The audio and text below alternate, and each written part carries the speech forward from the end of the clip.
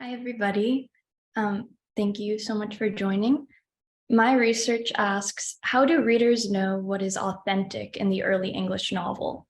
What evolving creative role does the letter play in authors' narrative strategies?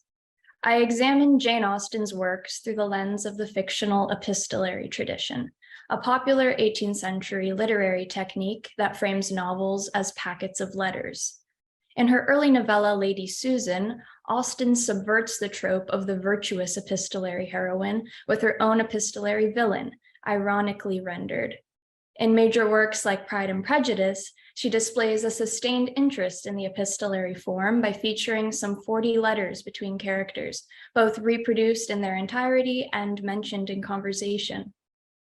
My project explores efforts to lend authenticity to the emergent cultural product of the English novel, for instance, by importing another cultural product, like the letter, to use as a fictional template.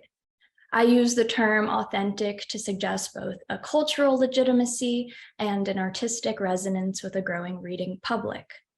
In my honors thesis, I placed Pride and Prejudice alongside preceding works like Fanny Burney's Evelina, which follows its eponymous protagonist through a marriage plot by way of her own letters.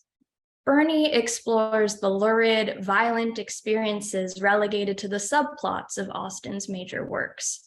Evelina's letters include scenes of sexual harassment in a carriage, an attack on a gentleman's ear by a pet monkey, and perhaps most bizarre, a foot race between elderly women. By the time Austen was writing at the start of the 19th century, readers had grown familiar with novels and their fictional conventions. Accordingly, she shifted her approach to develop a style of novel we recognize to this day. Third-person stories where a nimble, expressive narrator mediates between reader and narrative. Austen is credited with the invention of free indirect discourse, a trope where a third-person narrator momentarily absorbs the qualities of characters' first-person speech and thought.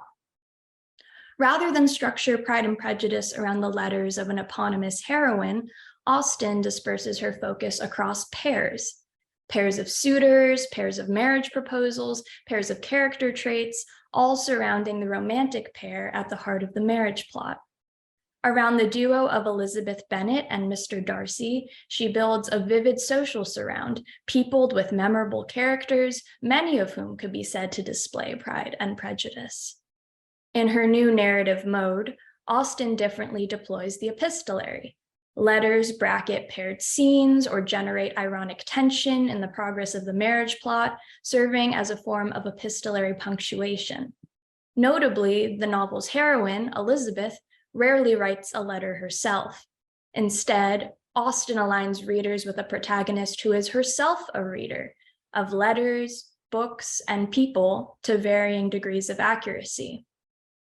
Austen invokes a narrative tradition where letters grant intimate, sometimes voyeuristic access to characters' lives.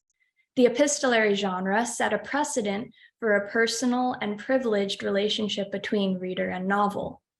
Incorporating the epistolary into a complex of narrative strategies, Austen concerns herself with relationships between generic elements, readers and writers, narrators and readers, readers and characters, and of course, romantic partners. I hope to further elucidate these relationships and reckon with the political stakes of Austen's epistolary investment, given the genre's historical associations with women authors and women readers. Thank you for listening.